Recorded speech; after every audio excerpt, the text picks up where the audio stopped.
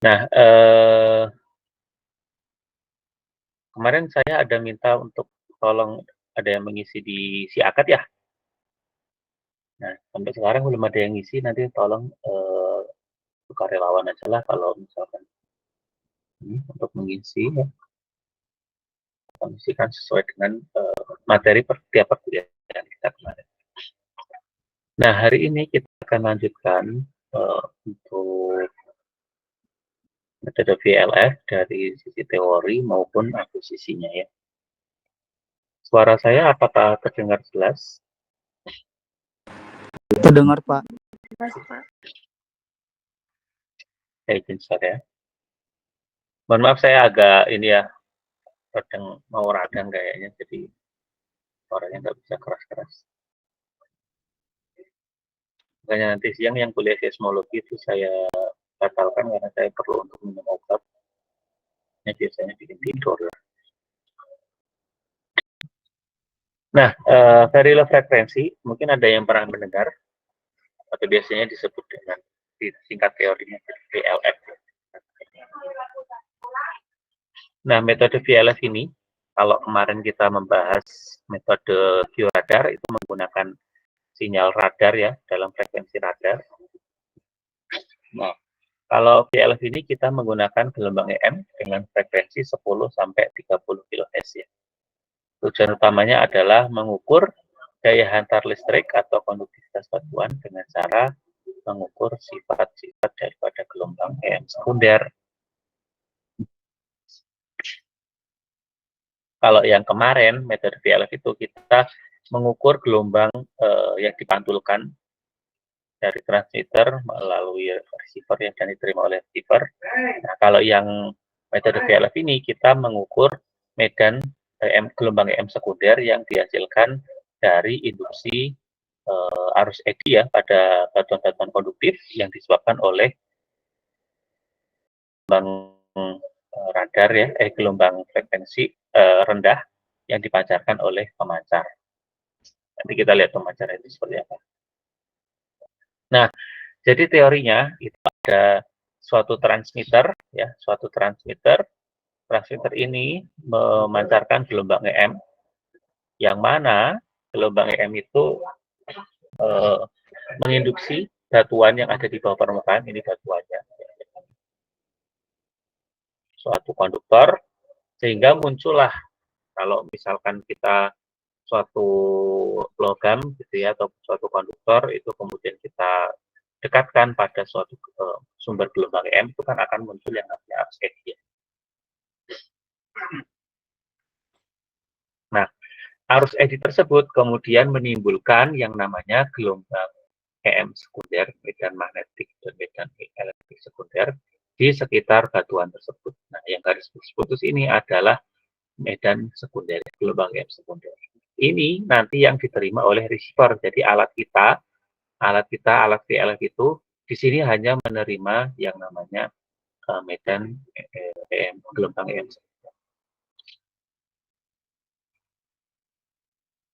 Nah, di dalam pengukuran atau di dalam penetrasi gelombang EM di bawah permukaan itu ada namanya pelemahan bidan atau atenuasi bidan. Di mana gelombang bidang yang merambat ke bawah permukaan itu medan gitu ya, medan listrik yang berkaitan dengan konduktivitas bawah permukaan itu akan memberikan solusi seperti ini. Ini kemarin sudah kita bahas ya di teori gelombang EM. Itu sudah kita bahas di mana alfanya ini adalah faktor atenuasi. Kemarin sebenarnya kita buat A plus IB ya. Apa bisa dilihat aja. Nah, kemudian sama seperti kemarin ketika kita membahas gelombang EM, kemudian kita bahas juga metode georadar, itu ada namanya skin depth. Nah, skin depth ini berkaitan dengan penetrasi gelombang EM ke bawah permukaan, yang mana ada faktor pelemahan sebesar 1/E, sekitar 37%, sehingga skin depth itu bisa kita kuantifikasi nilainya sebanding dengan 504 akar rho per M, di mana rho-nya ini adalah resistivitas, F-nya adalah frekuensi. Nah, kemudian dalam penetrasi gelombang M ke bawah permukaan, ini ada yang namanya variasi skin depth terhadap frekuensi gelombang bidang. Nah, ini dapat Anda perhatikan di sini, semakin besar frekuensinya, maka dapat Anda lihat ini berkaitan dengan resistivitasnya, itu semakin rendah ya nilainya. Pada skin depth-nya semakin rendah ya. Ya, karena ini berkaitan dengan bahwasanya skin depth itu kan berkaitan dengan panjang gelombang. Panjang gelombang EM itu berbanding terbalik dengan frekuensinya ya. Jadi semakin besar frekuensinya, maka penetrasinya atau skin depth-nya itu semakin kecil di sini ya. Dapat Anda perhatikan pada resistivitas 0,01 ohmmeter ya. Ini nilai penetrasinya semakin besar frekuensi, nilai penetrasinya semakin kecil ya. Jadi awalnya 500 sampai 0,1. Itu pun nilai resistivitasnya semakin besar, tetap aja nilai penetrasinya semakin rendah. Semakin besar frekuensinya, nilai penetrasinya semakin rendah. Nah, ini sebenarnya bisa kita buat ke dalam satu grafik ya. Bahkan kalau kita grafikan, ini sebagai fungsi frekuensi gitu ya. Sebentar, ini sebagai fungsi rho-nya, resistivitas atau konduktivitas itu boleh. Semakin besar konduktivitas,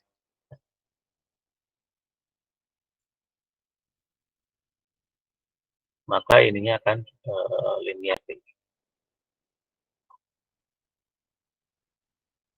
Ini untuk frekuensi atau misalnya F sama ini frekuensi sebagai ini perbedaan frekuensi aja. Jadi semakin besar frekuensinya, ininya penetrasinya semakin kecil ya.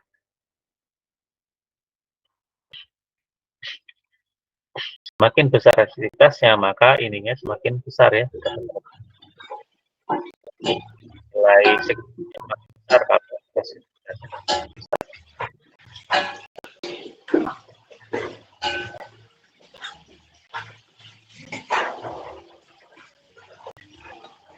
Indri bisa di-mute, Indri.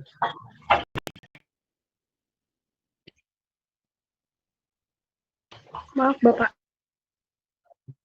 Ya.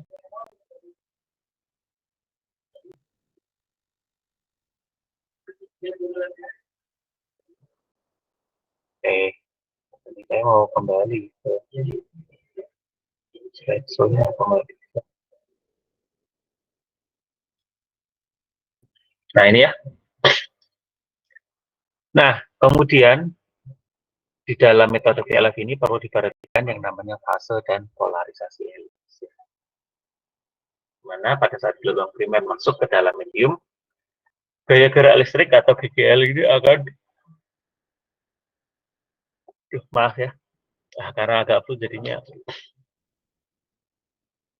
bawaannya ngantuk. GGL ini akan memunculkan, gaya gerak listrik akan muncul dengan frekuensi sama, tetapi memiliki ketertinggalan fase sebesar 90 derajat. Ini mungkin bisa Anda ingat-ingat ketika kuliah fisika dasar 2 gitu ya, itu ada fase medan listrik dan medan magnet ya, ada ketertinggalannya, atau fase antara arus listrik dengan tegangannya itu ada ketertinggalan.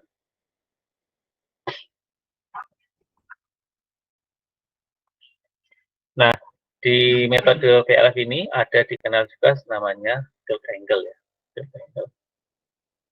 Nah, dia ini sudut kemiringan, tilt angle sudut kemiringan. Apabila kita gambarkan medan magnetnya terhadap kartesian atau terhadap polar gitu ya, semu polar, ini kita akan mendapatkan yang namanya polarisasi elips, di mana nilai tilt angle-nya itu dapat kita hitung sebagai tan 2θ sama dengan 2 kali Hz. Hz-nya itu adalah magnitudo daripada medan magnet ke arah sumbu Z, Sedangkan Hx-nya adalah magnitudo medan magnet ke arah sumbu X.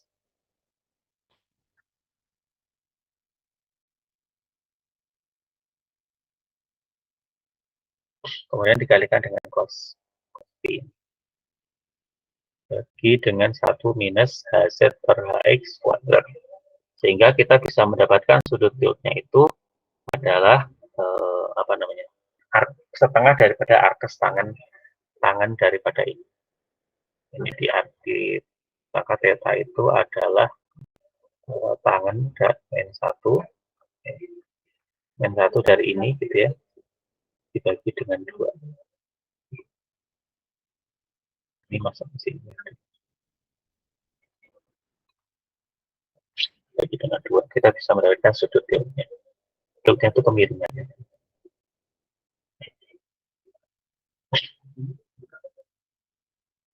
Nah, kemudian selain tilt angle, kita perlu juga menghitung yang namanya elipsisitas.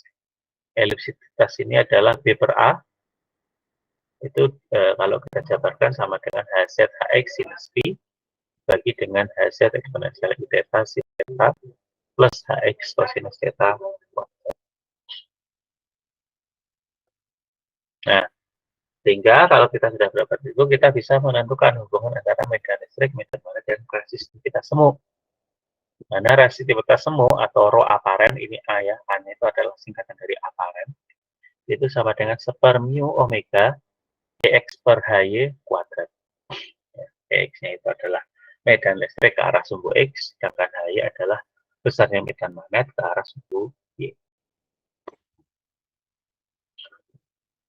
Nah, ini adalah komponen yang diukur di dalam pengukuran metode VLF, yaitu kita menentukan tilt angle dan elipsisitas, di mana tilt angle ini adalah sudut utama polarisasi antara elips dari horizontal.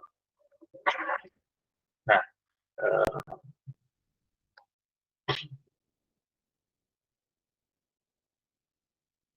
dalam tilt angle ini kita ambil komponen real. Rumusnya tadi ya, yang ini tadi. Kemudian eliptisitas ini berkaitan dengan perbandingan antara sumbu kecil terhadap sumbu besarnya. Ini besarnya dalam kita ambil komponen imajinasi. Nah, kemudian di dalam metode VLF ini ada sumber-sumber noise, teman-teman. Ya. Sumber-sumber noise-nya itu berasal dari kilat atmosfer. Maksudnya di sini adalah petir, gitu ya. Baik itu jauh atau dekat dari pengukuran itu termasuk noise. Makanya di dalam pengukuran ini biasanya dihindari kalau terjadi hujan. Ya. Kemudian waktu-waktunya juga perlu dihindari. Kalau jam 12 jam itu biasanya tidak kita lakukan pengukuran. Nah, variasi diurnal medan NM juga perlu kita ukur ya. Variasi diurnal ini berkaitan dengan medan magnet bumi, mana ini biasanya juga berkaitan dengan adanya badai matahari ya, itu menjadi sumber noise. Makanya biasanya kita ada alat yang kita ukur, yang digunakan untuk mengukur variasi diurnal medan magnet bumi. Ini alatnya itu dapat mengukur medan magnet bumi sebagai fungsi waktu dari siang sampai sore itu diukur variasinya. Nanti daerah waktu-waktu ketika misalkan terjadi badai matahari nanti akan kelihatan di mana akan ada spike ataupun maksudnya spike ini nilai medan magnet yang terukur itu tiba-tiba meloncat tinggi. Nah itu diperkirakan ada badai matahari. Maka data pada pengukuran tersebut biasanya tidak kita gunakan karena tadi dia terpengaruh oleh badai matahari. Biasanya data pada waktu itu sampai berapa jam yang kita hilangkan karena itu diperkirakan dipengaruhi oleh noise. Karena tadi ada badai matahari. Oke, ini secara teoritis. Sebentar saya carikan dulu.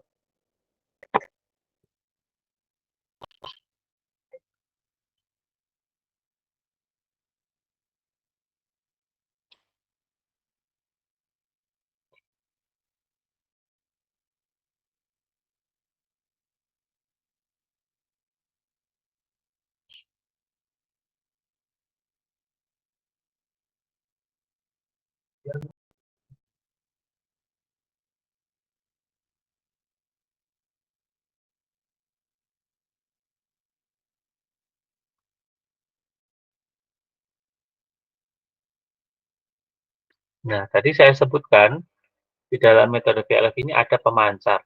Ada pemancar. Jangan bayangkan pemancarnya VLF ini itu jadi satu dengan alatnya, bukan ya. Karena alat VLF itu dia hanya receiver saja, hanya sensor receiver. Jadi dia hanya mengukur tadi medan magnet sekunder. Nah, sedangkan pemancarnya itu berasal dari mana? Transmitternya itu berasal dari sini. Dia adalah stasiun-stasiun komunikasi yang dipasang pada saat Perang Dunia Pertama. Jadi udah lama sekali ini pemancarnya ya. Ada, mungkin Anda belum lahir kali ya. Jadi memang alat pemancarnya ini itu berasal dari alat-alat komunikasi radio yang dibangun pada saat Perang Dunia Pertama. Ini ada di beberapa lokasi ya.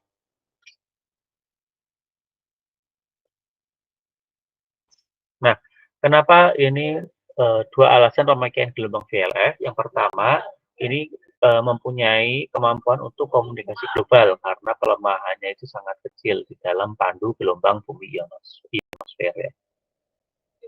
Kemudian yang kedua itu adalah penetrasinya cukup efektif hingga dapat menembus laut yang dalam. Nah, untuk sumber-sumbernya itu ada yang dari Prancis, India, yang dekat dengan Indonesia itu dari Australia sama Jepang. Dari Australia ini dia frekuensinya berapa ini ya? 22,3 kHz. Sama yang dari Jepang. Yang dari Jepang ini ada 17,4 kHz ya. Lokasinya ada di Yokohama, Jepang. Nah, ini yang di Indonesia ini yang dilewati dari kedua pemangsa ini. Ini sumber noise-nya ya, ada dari kilat atmosfer ya. Kemudian radiasi medan yang medan dari ini variasi diurnal ya. Nah, sehingga di Indonesia ini gangguan noise itu cukup banyak ya. Nah, yang mana itu dicirikan oleh naiknya kuat medan listrik vertikal dan medan magnet horizontal secara tiba-tiba dan relatif berbentuk Gaussian jika sumber medan cukup banyak. Nah, noise diurnal ini berasal dari variasi elektromagnetik akibat pergerakan badai dari arah timur ke barat yang terjadi pada siang hari hingga petang hari. Nah, untuk daerah Australia, gangguan itu minimum terjadi pada saat musim salju dan noise maksimum terjadi pada pertengahan musim panas. Nah, untuk daerah Indonesia sendiri itu disarankan pengukuran VLF dilakukan pada bulan-bulan musim kemarau, yakni Mei sampai Juli dari pagi jam 6 sampai pukul 11 siang. Jadi setelah jam 12 itu biasanya dihentikan pengukuran karena tadi variasi diurnalnya sangat tinggi.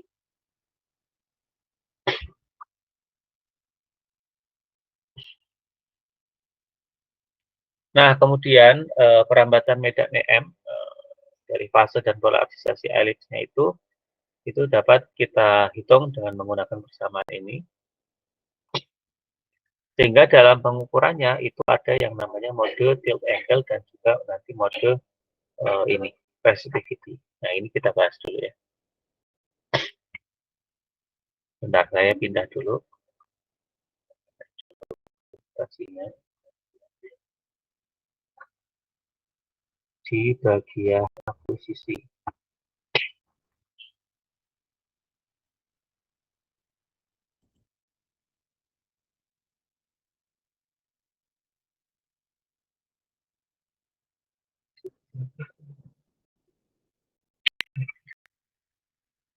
Ini sudah muncul.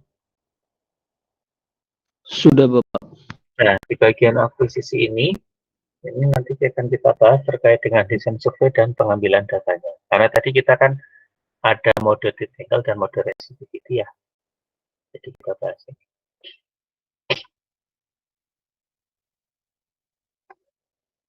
Nah, ini ilustrasinya.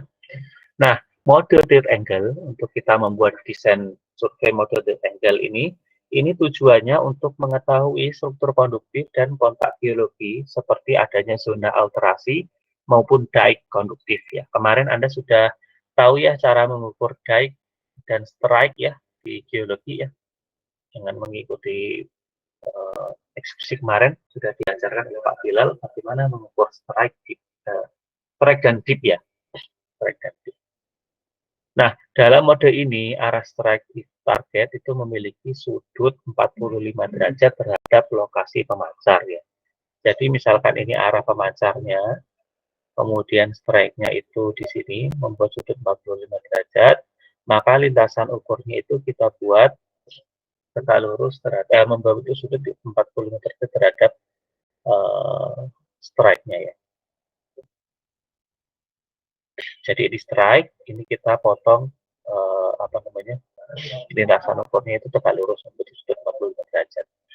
Makanya kalau kita biasanya mau mengukur itu kita hitung dulu, kita lihat dulu kondisi geologinya, kondisi geologi di lapangan ya.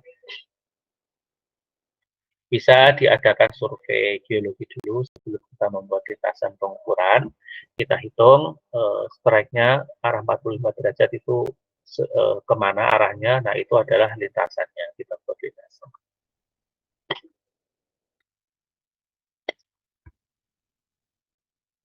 Nah, di mode tilt angle ini, medan magnet itu membentuk sebuah elips yang ditujukan dengan sudut tilt dari sumbu mayor dan sumbu horizontal, serta elipsitasnya. Di mana alat akan mengukur dua besaran ini, yakni data tilt dan juga data elipsitas. Nah, khusus data tilt-nya itu akan disajikan dalam bentuk derivatif Maxer. Ya.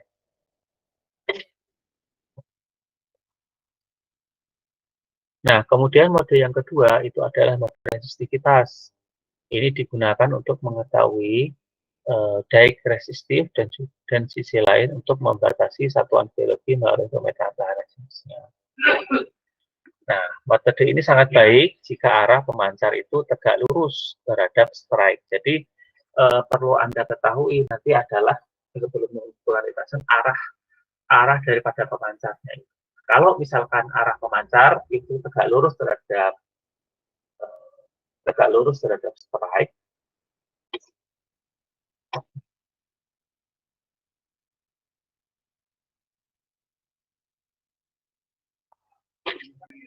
maka kita gunakan modenya adalah mode resistivity. Beda sama yang tadi itu, kalau yang tadi kan arah lintasan arah pemancarnya kan ini ya.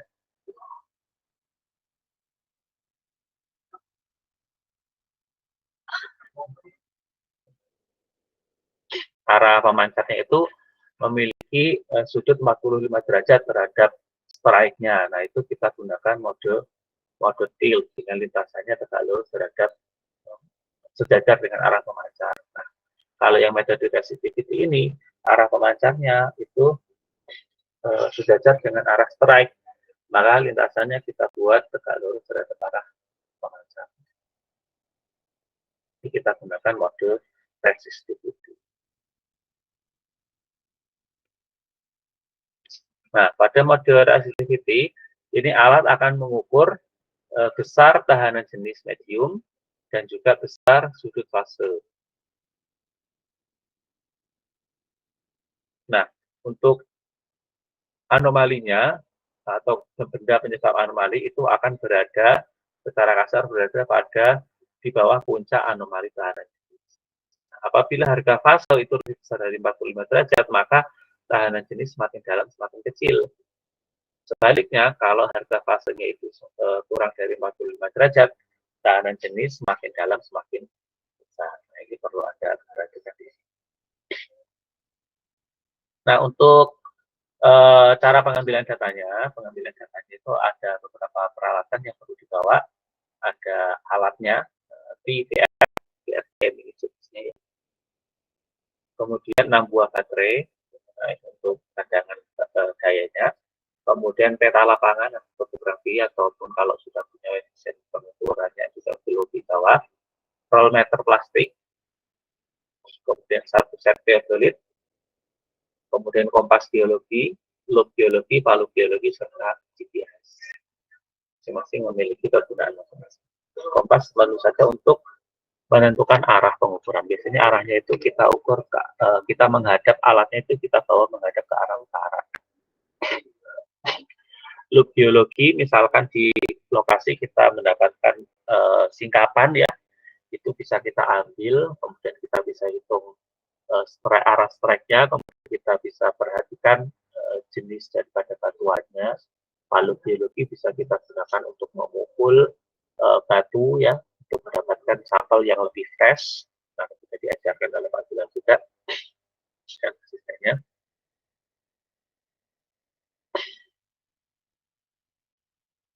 Nah, ini adalah contoh pemecah VLF. Nah, ini set alatnya. VLF-nya ini box pengukurannya, GPS, di sensornya.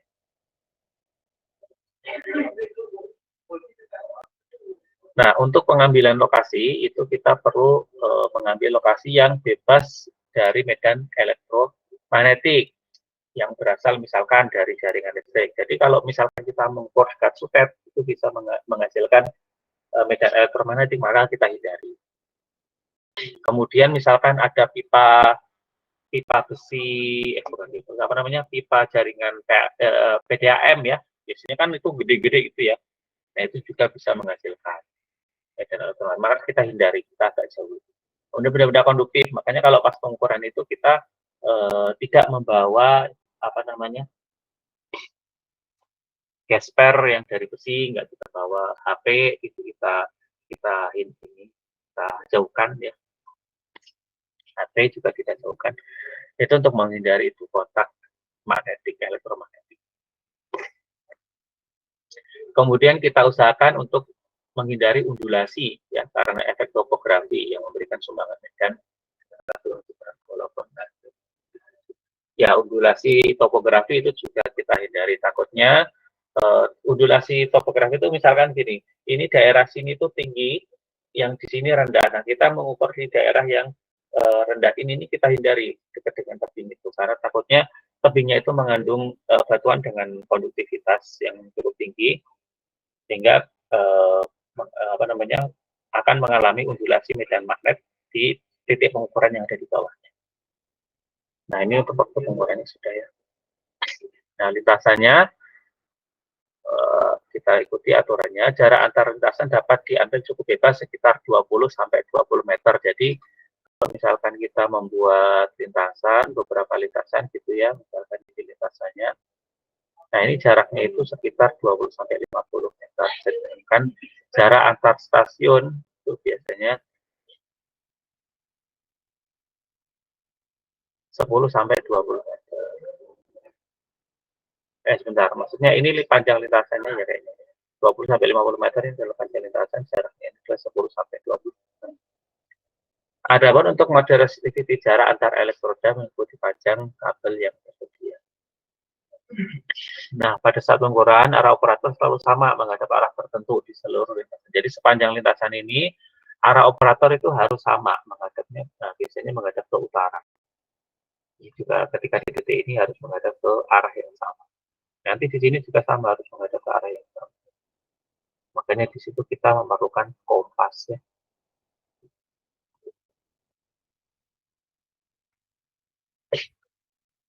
Nah, ini alatnya. Nah, ini menghadapnya, yang ini adalah sensornya. Sensornya. Jadi ini harus menghadap ke arah utara. Biasanya dihitung 5 kali, diukur 5 kali. Misalkan ini titik tengahnya, nanti di depan, di samping, kanan, kiri, belakang, depan. Nah, ini 5 kali titik ini, 1, 2, 3, 4, 5. Nanti baru dirata-ratakan. Prosedur alatnya ya, dari setup, start, kemudian mulai operator. Ini bisa diatur.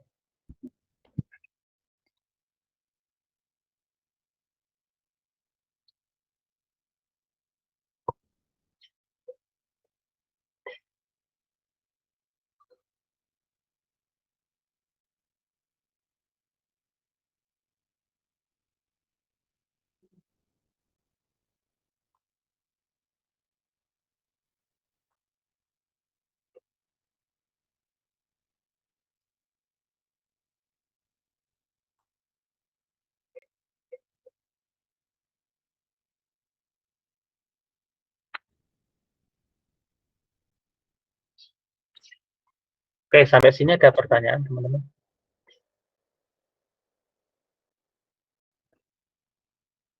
Ada yang bertanya?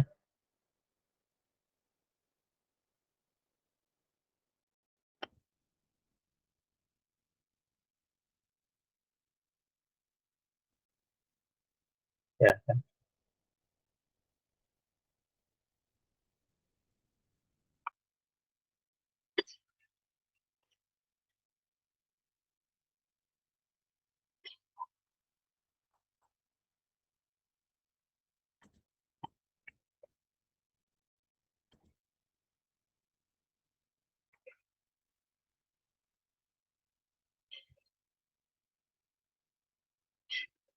Oke, ini sama seperti yang tadi teorinya.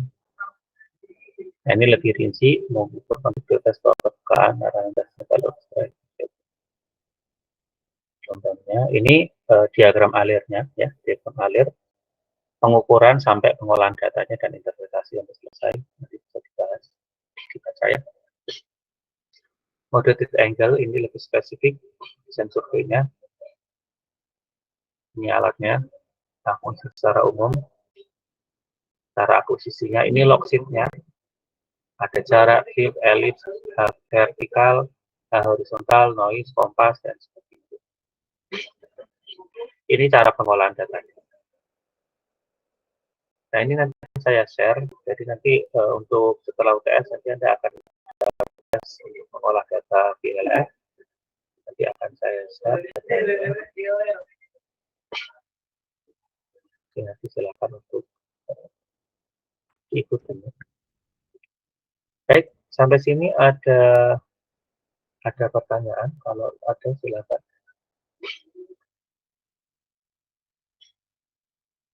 Kalau tidak ada, maka tidak bisa full ya.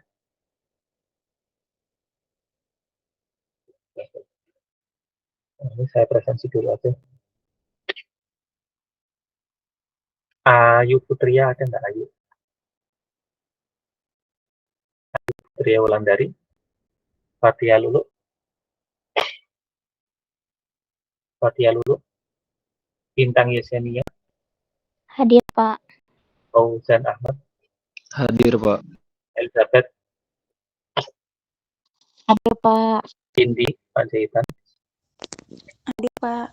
Ori? Hadir, Pak. Indri? Hadir, Pak. Yosa?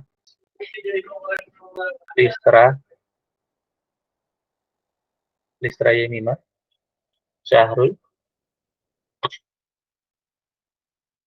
Teddy? Saya, Pak. Renata? Hadir, Dini Wulandari? Hadir, Pak. Yeli Monica? Hadir, Pak. Adilini? Pak. Bella Kita? Hadir, Pak. Aldi? Tidak ada ya. Rian? Rian hadir, Bapak. Puput? Hadir, Bapak. Roni? Hadir, Pak. Diah Romauli? Listra? Hadir, Pak. Fatia? Hadir. Ayu? Oke. Jadi saya minta tolong untuk materi yang disampaikan, yang diangkat tolong diisikan ya. Mungkin bisa dibantu. Oke, saya rasa itu dulu ya teman-teman ya. Nanti saya share materinya. Saya mohon maaf tidak sampai full.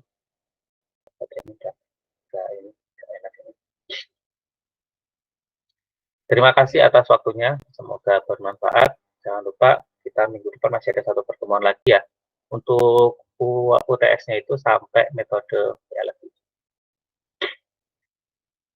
Sampai metode PLF.